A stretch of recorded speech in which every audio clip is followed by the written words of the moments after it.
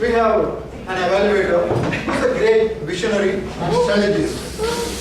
When he was a president of Medley Toastmasters, he created a vision and strategy for how to make Medley reach a newer heights.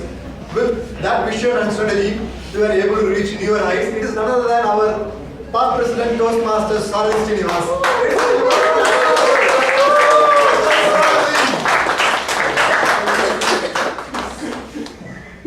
Thank you, Toastmaster Ramalingam. For a minute there, I thought there was a last minute change in the evaluator. Thanks for that very kind introduction. Moving on to the evaluation of Toastmaster Alex's speech. Now, I'll start with the bottom line of Toastmaster Alex's speech. Alex, it's always a pleasure to receive you on stage.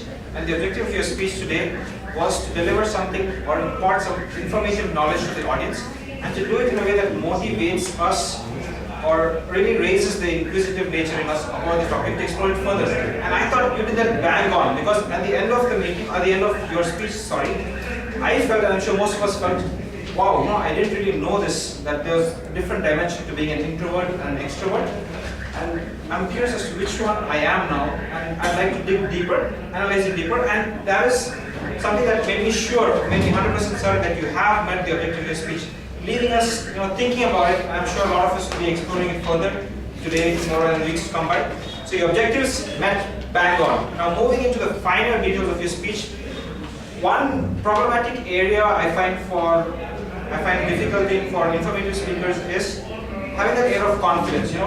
What is this guy trying to inform me? Does he really know what he's talking about? And to do that successfully, you have to be very confident on stage, and you have that in abundance. There's no point where I sat there thinking, this guy is stammering, or this guy seems unsure, and I'm not really confident that he has supreme knowledge about this topic.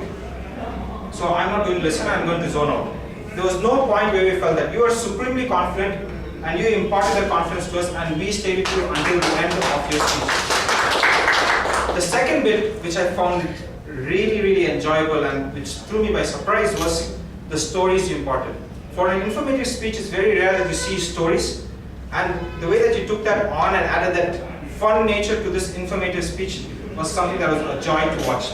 And I love the way you deliver the stories. It's not just a story that you deliver for the sake of delivering. You actually dive into the story and you make us feel part of the story. That Rosa Parks story, I'm sure all of us were there with her on that bus, watching that empty seat and her sitting. That was very well delivered. So kudos to you for adding in that dimension to this speech. Now, stories were something that were delivered well, but an aspect that I'd like to touch on for this particular speech is, I felt there were too many stories, or rather one too many than was required. So what happened was, I had this amazing Rosa Parks story, which I was blown away by, and I had 3 or 4 other stories, Dhoni, the office email, and then the accident. So what happened was, I was trying to find out what is the essence of this message. Is it Rosa Parks? Is it something to do with women being introverts or extroverts, or is it just introverts and extroverts in general? And that is a problem that was thrown up because there were too many stories. So if you could cut down on the stories, because you're an amazing storyteller, even one would suffice for delivering the message that you have. The message, the amazing story, and then reinforce the message that would have more than done the job. But at the end, I say it's all about the bottom line. Did Alex inform us, and were we left inquisitive? Yes? Yeah, I think the answer is a resounding yes. So well done to you, Alex, and I look forward to more of your information.